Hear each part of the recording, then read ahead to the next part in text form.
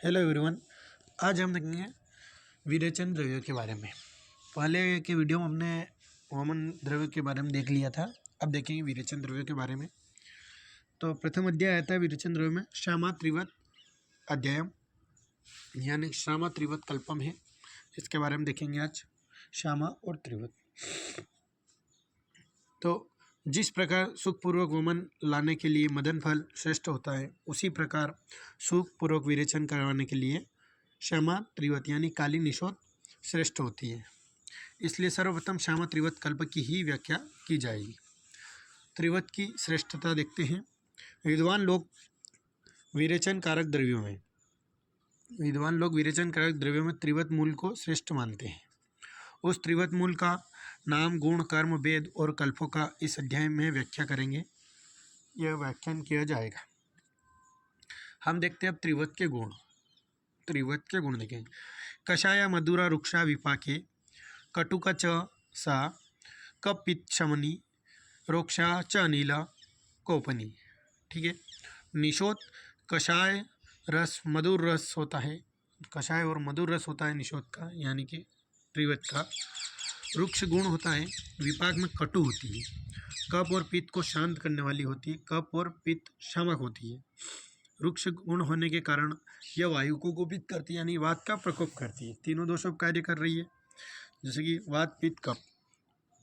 वात पित्त और कफ, वात और को तो बढ़ाने वाली होती है, पित्त और कफ को कम करने वाली होती है।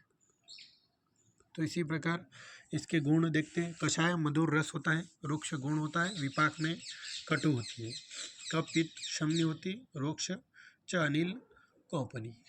ठीक है। निषोद कषाय मधुर रस गुण रुक्ष होता है, विपाक में कटु होती है और कफ पित्त को शांत करने वाली होती है। रुक्ष गुण होने के कारण वायु का प्रकोप करती है, यानी कि प्रकोपित करती है। ठीक है।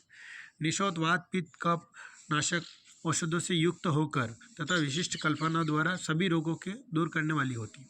यानी कि जो त्रिवत रहता है, यानी कि निषोद वात पित्त कफ तीनों दोषों को नाशक औषधों से युक्त होकर, इनों के दूसरों के युक्त औषधियों के साथ मिलाकर विशिष्ट कल्पना के द्वारा सभी रोगों को दूर करने वाली होती है, यानी दूसरों रोगों को भी नष्ट करने वाली होती है। त्रिवत के पर्याय देखेंगे हम। तो त्रिवत के पर्याय क्या है? त्रिभंडी, त्रिवर्ता, श्यामा, कटुरणा, सर्वानुभूति और सुवाहा। ठीक है। क्या क्या पर्याय है?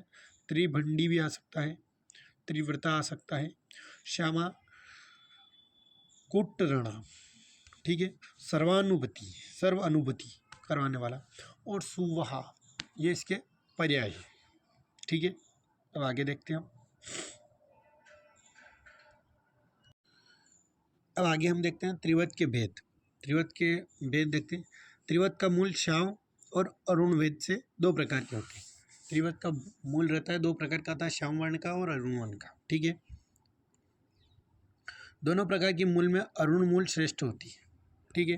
दोनों प्रकार की अगर पीजी में क्वेश्चन आएगा ऑब्जेक्टिव के, अरुण मूल श्रेष्ठ होती है। किसके? त्रिवत की। कौन सी मूल श्रेष्ठ होती है? अरुण होती है। इसका प्रयोग सुकुमार व्यक्तियों के लिए, वृद्धों के लिए और मृदु कोष्ठ वाले व्यक्तियों के लिए शुभ कारक होती है। यानी सुकुमार व्यक्ति हो, मृदु कोष्ठ वाला, ठीक है, और वृद्ध व्यक्तियों के लिए यह श्रेष्ठ होती है, शुभ कारक होती है, लाभकारी होती है। न श्याम मूल वाली निषोद अशुकारी होने से यह मोह उत्पन्न करती है, दांतों को क्षीण कर देती तथा मूर्छा उत्पन्न करती है। तीक्ष्ण होने से हृदय और कंठ का कर्षण करती है, दोषों को शीघ्र ही नष्ट कर देती है। यह बहुदोष वाले और कुकोष्ठ वाले व्यक्तियों के लिए हितकर होती है। ठीक है। अगर दोष ज़्यादा प्रकोपित हो गए, कोष्ठ तीन प्रकार का होता है, मृदु, मध्य और कुर। तो कुर कोष्ठ वात प्रकोप के कारण होता है। तो अपने को इसमें अगर मृदु कोष्ठ है तो उसको अरुण वर्ण की त्रिवत देनी चाहिए, और कुर कोष्ठ हो तो अपने को श्याम वर्ण की त्रिवत देनी चाहिए। तो एक बार और देख लें, त्रिवत दो प्रकार की होती है, मूल श्याम वर्ण की और अरुण वर्ण की त्रिवत श्रेष्ठ होती है। इसका प्रयोग सुकुमार व्यक्तियों में किया जाता है, वृद्धों के लिए किया जाता है, मृदु कोष्ठ वाले व्यक्तियों में शुभ कारक होता है। श्याम मूल वाली निशोध आशुकारी होने से यह मोह उत्पन्न करती है, दांतों को क्षीण करती है तथा मूर्छा को उत्पन्न करती है। तीक्ष्ण होने से हृदय कंठ का कर्षण करती है, तीक्ष्ण होने से हृदय और कंठ का कर्षण करती है। दोषों को शीघ्र ही नष्ट करती है। बहुदोष होने के कारण कुरकोष्ठ लोगों के लिए हितकर होती है। ठीक है, अब आगे देखते हैं प्रशस्त त्रिवत के लक्षण। प्रशस्त यानी अच्छी त्रिवत के लक्षण क्या होते हैं ये देखते हैं। उत्तम भूमि में उत्पन्न सामान्य दोनों प्रकार की त्रिवत का मूल एक दिन पहले व्रत रहकर शुक्ल पक्ष में श्वेत वस्त्र धारण कर सावधानी पूर्वक एकाग्रचित होकर इसे उखाड़ना चाहिए। जो मूल भूमि में अधिक दूर तक चला गया हो, चिकना हो, टेढ़ा न गया हो, उसे उखाड़ कर चीर कर उसकी त्वचा को लेकर सुखाकर पात्र में रख लेना चाहिए। क्या है प्रशस्त त्रिवत के लक्षण, एक बार और देखते हैं। उत्तम भूमि में उत्पन्न हो सामान्य दोनों प्रकार के त्रिवत मूल एक दिन पहले व्रत रहकर शुक्ल पक्ष में श्वेत वस्त्र धारण करके सावधानी पूर्वक एकाग्रचित होकर उखाड़ना चाहिए।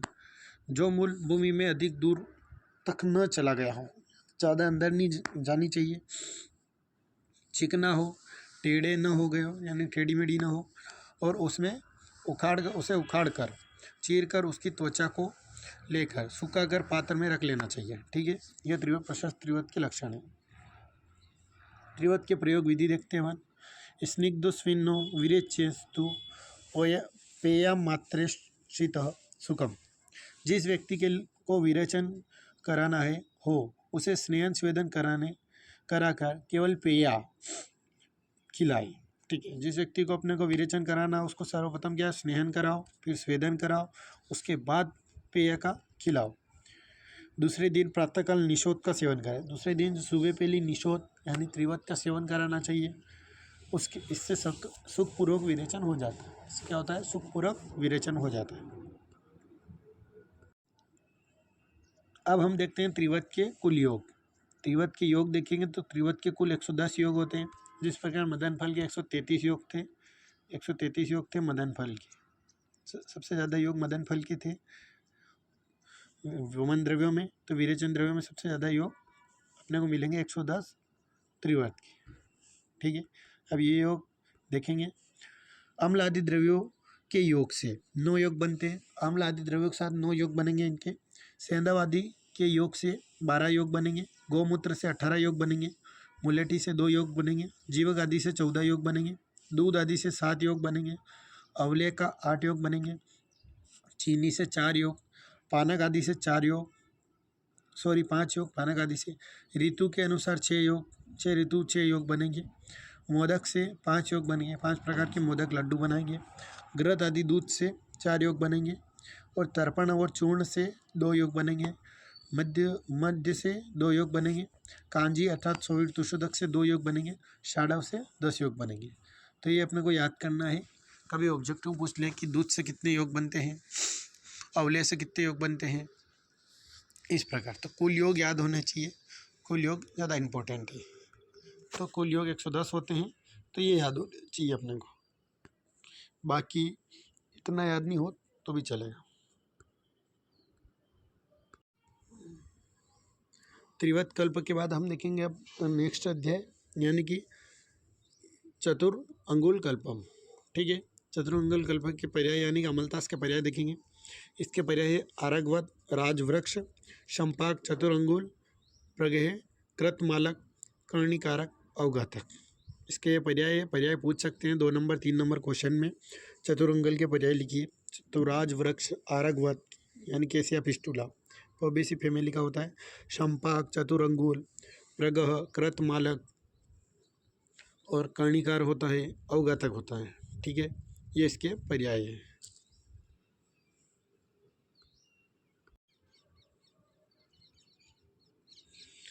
अब हम देखते हैं आरगवत के गुण। आरगवत के गुण देखते हैं पर्याय देखने के बाद। आरगवत ज्वर, हृदय रोग, वात रक्त और उदाव्रत आदि रोगों से पीड़ित व्यक्तियों के लिए अधिक पथ्य होता है। आरगवत किन के लिए, अरगवत ज्वर में हृदय रोग, वात रक्त, उदाव्रत आदि रोगों से पीड़ित व्यक्तियों के लिए अधिक पथ्य होता है, यानी वातज व्याधियों में अधिक पथ्य होता है। मृदु, मधुर और शीतल होता है। मृदु गुण होता है, मधुर रस होता है और शीतल होता है। बालक वृद्ध उरशत के रोगी, शीर्ण सुकुमार व्यक्तियों के लिए विशेषतः प्रयोग करना चाहिए। किसके लिए? बालक, वृद्ध, उरशत से रोगी, शीर्ण सुकुमार व्यक्तियों के लिए विशेषतः प्रयोग करना चाहिए, क्योंकि आरगवद अमलतास मृदु होने से कोई भी उपद्रव उत्पन्न नहीं करता है। यह मृदु होने से किसी का भी कोई प्रकार का उपद्रव उत्पन्न नहीं करता है। आरगवद संग्रह विधि। अमलतास का जिस ऋतु में फल उत्पन्न होता है, उस ऋतु में जब वह परिपक्व हो जाए तब बुद्धिमान वैद्य उसका संग्रह कर ले। उस उत्तम गुण वाले फल को बालू के अंदर 7 दिन तक गाड़ कर रखे। अरगवद के फल को बालू रेत के अंदर 7 दिन तक गाड़ कर रखे। उसके बाद बालू से निकाल कर धूप में सुखा ले। उस फल को, शुष्क फल की मज्जा को निकाल कर पवित्र पात्र में रख ले। शुष्क जो फल रहता है उसकी मज्जा को निकाल कर पवित्र पात्र में रख ले। जिस ऋतु में आता है उस ऋतु में यथा आवश्यक इसको संग्रह कर ले। ठीक है, संग्रह विधि बताई गई है पूर्व। ये आरगवद चतुरंगल था। आरगवद इसका पर्याय है। राजवृक्ष, चंपक, चतुरंगल, प्रगह, कृतमाला, कणी, कर, अवघातक। एक बार और देखते हैं आरगवद के गुण क्या था। आरगवद ज्वर, हृदय रोग, वात रक्त और उदाव्रत आदि रोगों से पीड़ित व्यक्तियों में अधिक पथ्य होता है, मृदु होता है, मधुर होता है और शीतल होता है। बालक, वृद्ध, उर्षत रोगियों, शीर्ण सुकुमार व्यक्तियों में विशेषतः प्रयोग किया जाता है, क्योंकि आरगवद मृदु होने से कोई उपद्रव उत्पन्न नहीं करता है। आरगवद संग्रह विधि। अमलतास का जिस ऋतु में फल उत्पन्न होता है, उस ऋतु में जब परिपक्व हो जाए तब बुद्धिमान वैद्य उसका संग्रह कर ले। उस उत्तम गुण वाले फल को बालू में रखकर अंदर रखकर 7 दिन तक गाड़ कर रखें। उसके बाद उसे निकाल कर धूप में सुखा ले। शुष्क फल को की मज्जा को निकाल कर पवित्र पात्र में रख दे। आरगवद का बालक में प्रयोग। 4 वर्ष से लेकर 12 वर्ष तक के बालक, यदि वह दाह और उदाव्रत रोग से पीड़ित हो, दाह बर्निंग सेंसेशन और सेंसेशन और उदाव्रत रोग से पीड़ित हो, तो अमलतास की मज्जा को किसके साथ? अंगूर के रस में घोलकर अथवा मुनक्के के क्वाथ में घोलकर विरेचनार्थ पीने को दे, यानी विरेचन द्रव्य पीने को दे। ठीक है, तो क्या 4 वर्ष से लेके 12 वर्ष तक, 4 वर्ष से लेके 12 वर्ष तक के व्यक्तियों को, बच्चे को अपन दे सकते हैं। ठीक है, और काई के साथ दे इसको? अंगूर रस के साथ या मुनक्का के क्वाथ के साथ घोलकर पिलाए। ठीक है, तो दाह और उदाव्रत अंगूर के रस के में घोलकर अथवा मुनक्के के विरेचनार्थ पीने को दे। अमलतास की मज्जा की मात्रा 1 मासे से 3 मासे तक होनी चाहिए। अमलतास यानी कि अरगवद की मात्रा कितनी रखनी चाहिए? 1 मासा 3 मासे, 1 मासा से लेकर 3 मासे तक इसका प्रयोग करना चाहिए। ठीक है, इसके योग देख लेते हैं। कुल योग 12 होते हैं आरगवद के। द्राक्षा रस के साथ 1 योग होता है, पोल सिद्धू के साथ 1 योग होता है, अम्लकी के साथ 1 योग होता है, त्रिवत क्वाथ के साथ 1 योग होता है, अवले के साथ 1 योग होता है, ग्रत के साथ 2 योग होते हैं, सूरामंड से 1 योग बनते हैं, दधी से 1 योग बनता है, सोवीर से 1 योग बनता है, बिल्लुक्वाथ से 1 योग बनता है, अरिष्ट से 1 योग बनता है। तो इसके कुल 12 योग हैं। तो सभी के साथ 1 योग बनते हैं, बस ग्रत को 2 योग बनते हैं, ग्रत के साथ 2 योग बनते हैं इनके।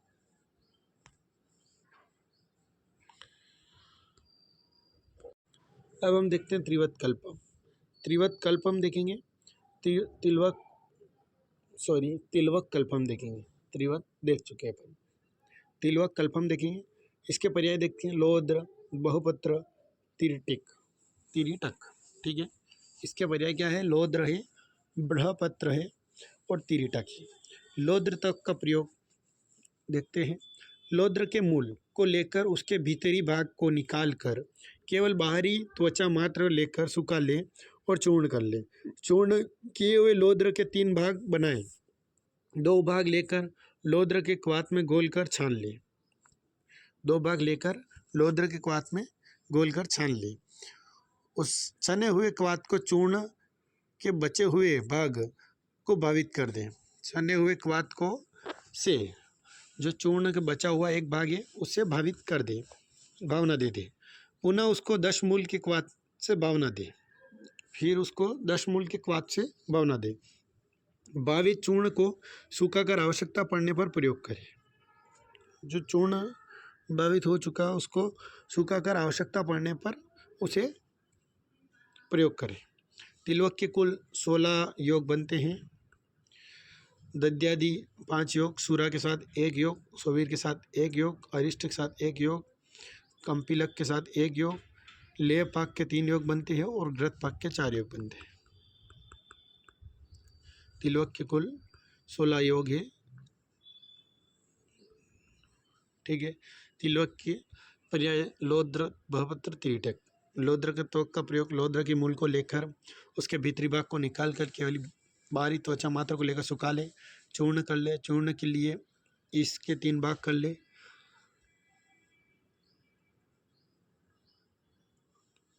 चूर्ण के 3 भाग करें। 2 भाग को लेकर एक क्वाथ में घोलकर छान ले और उस छने हुए क्वाथ में चूर्ण बचे हुए भाग को भावित कर ले।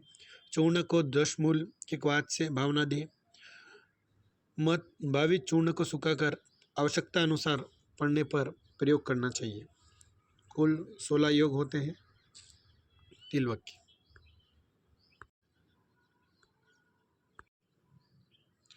अब देखते हैं हम सुधा कल्प। अभी तिलवक कल्प देखा, उसके बाद देखते हैं सुधा कल्प। स्नुही, स्नुही की तीक्ष्णता, यानी सुधा को स्नुही बोलते हैं। इसके पर्याय देख लेते हैं सर्वप्रथम। स्नुक, गुडा, नंदा, सुधा, निस्त्री शकपत्रक, निस्त्रिंशक पत्रक। ठीक है, ये सेहुड़ के पर्याय। ठीक है, सेहुड़ सहजनी की फड़ी से बोलते हैं। तो स्नुई की तीक्ष्णता देखते हैं। सभी विरेचन द्रव्यों में सुधा यानी सेहुड़ तीक्ष्णता विरेचन द्रव्य है। अभी इन सबसे तीक्ष्ण द्रव्य है। इन सभी तीक्ष्ण द्रव्यों में अभी पड़ा विरेचन द्रव्य में ये तीक्ष्ण विरेचन द्रव्य है सेहुड़। यह दोषों को समुदाय को शीघ्र भेदन करता है। दोषों के समुदाय का भेदन करता है, यानी तोड़ तोड़ के निकालता है। किंतु यदि इसका प्रयोग समुचित नहीं हुआ हो, अर्थात बिगड़ गया हो, तो अधिक कष्टकारक होता है। इसलिए मृदु कोष्ठ वाले व्यक्तियों में कभी भी इसका प्रयोग नहीं करना चाहिए। मृदु कोष्ठ वाले व्यक्तियों में इसका प्रयोग निषेध बोला है। तथा शरीर में दोष का संचय भी अल्प हुआ हो तो भी इसका प्रयोग नहीं करना चाहिए। दोष कम है तो भी इसका प्रयोग नहीं करना चाहिए।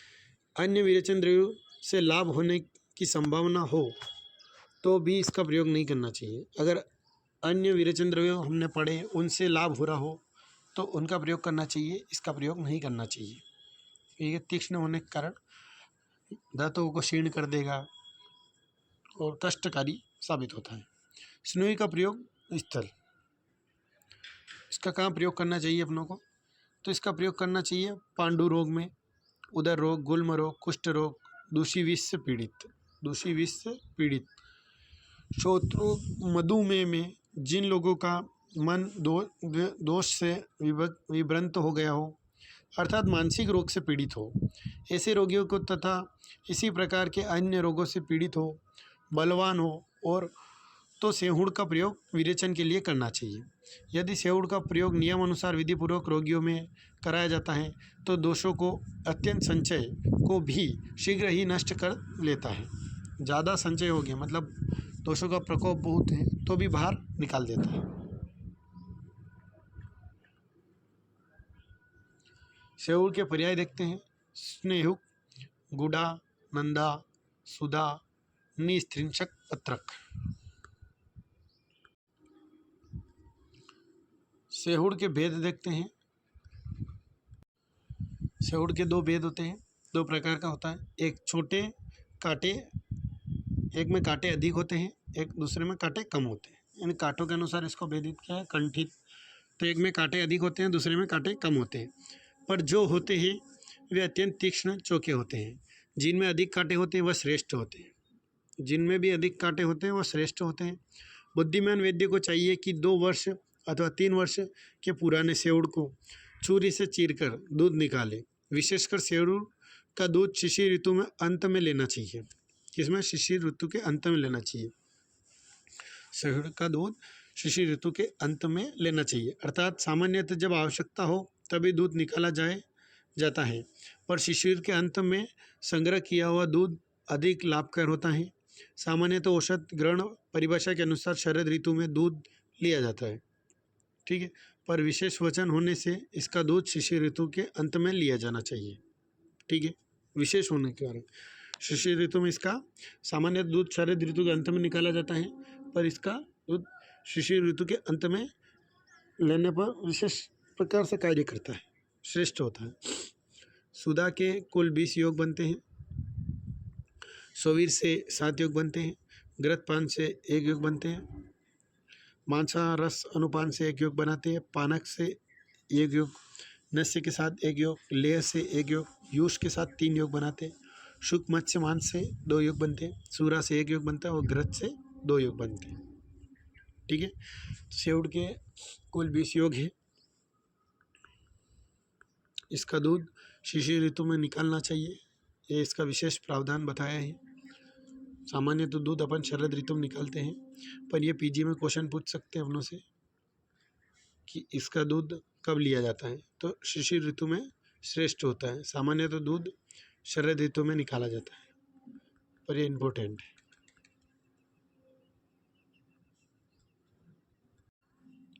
अब हम देखते हैं सप्तला शंखिनी कल्पम। सप्तला शंखिनी कल्पम देखते हैं। सप्तला के पर्याय देखते हैं। सर्वप्रथम सप्तला चर्म सहा बहुफेन रसा। क्या क्या है? सप्तला चर्म सहा बहुफेन रसा। शंकिनी के भी पर्याय देखते हैं। शंकिनी, तिक्तला, यवतिक्ता, औषिपीड़क, ठीक है, अक्षिपीड़क। अब इसको देखते हैं। शंकिनी इसके पर्याय है, तिक्तला है, यवतिक्ता है, अक्षिपीड़क है, ठीक है। सप्तला शंकिनी का प्रयोग स्थल देखते हैं। सप्तना और शंकिनी इन दोनों का प्रयोग गुल्म, विष विकार, हृदय रोग, कुष्ठ, शोथ, उदर रोग आदि रोगों से और कफ की अधिकता में करना चाहिए, क्योंकि ये दोनों विकासी गुण होता है, तीक्ष्ण गुण होता है, रुक्ष गुण वाले होते हैं, जिसमें से कफ का नाश सर्वथा कर देते हैं। इनमें शंकिनी के फल जो अधिक न सूखे हो उसे लेकर ऊपर का छिलका उतार कर रख लेना चाहिए और सप्तला का मूल लेकर अच्छे पात्र में रख लेना चाहिए। सप्तला का मूल लेना चाहिए और शंकिनी के फल लेकर उसका फल के छिलका उतार कर रख लेना चाहिए। सप्तला शंकिनी के कुल 39 योग यानी 39 योग है। कषाय के साथ 16 योग, तेल के साथ 6 योग, घृत के साथ 8 योग, मध्य के साथ 5 योग, लेह के साथ 3 योग और कंपिलक के साथ 1 योग बनता है। कुल योग इसके 39 है, ठीक है।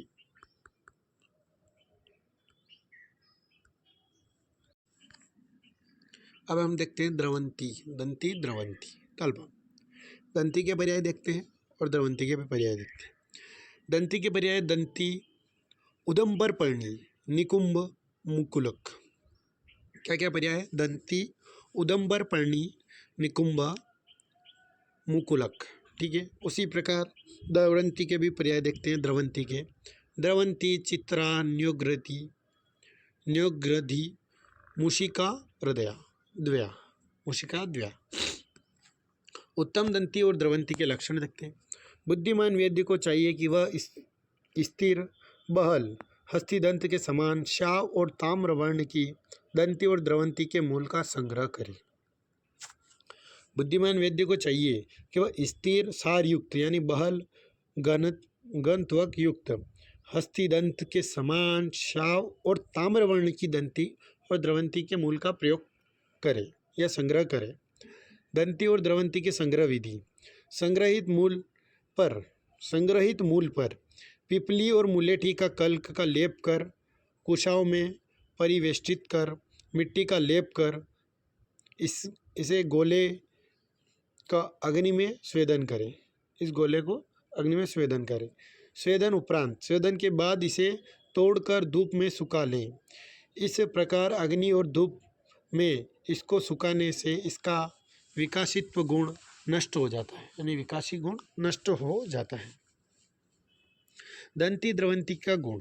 दंती और द्रवंती का गुण मूल तीक्ष्ण और उष्ण आशुकारी विकासी और गुरु बाहर निकलने वाला और वायु को कुपित करने वाला होता है। कप को बाहर निकालने वाला और वायु को कुपित करने वाला होता है। तो क्या गुण होता है दंती द्रवंती के? मूल तीक्ष्ण होती है, उष्ण होती है, आशुकारी होती है, विकासी होती है और गुरु होता है। इसलिए पीत और कप को गीला कर बाहर निकालती है। पीत और कप को बाहर निकालती है, वात को कुपित करने वाली होती है।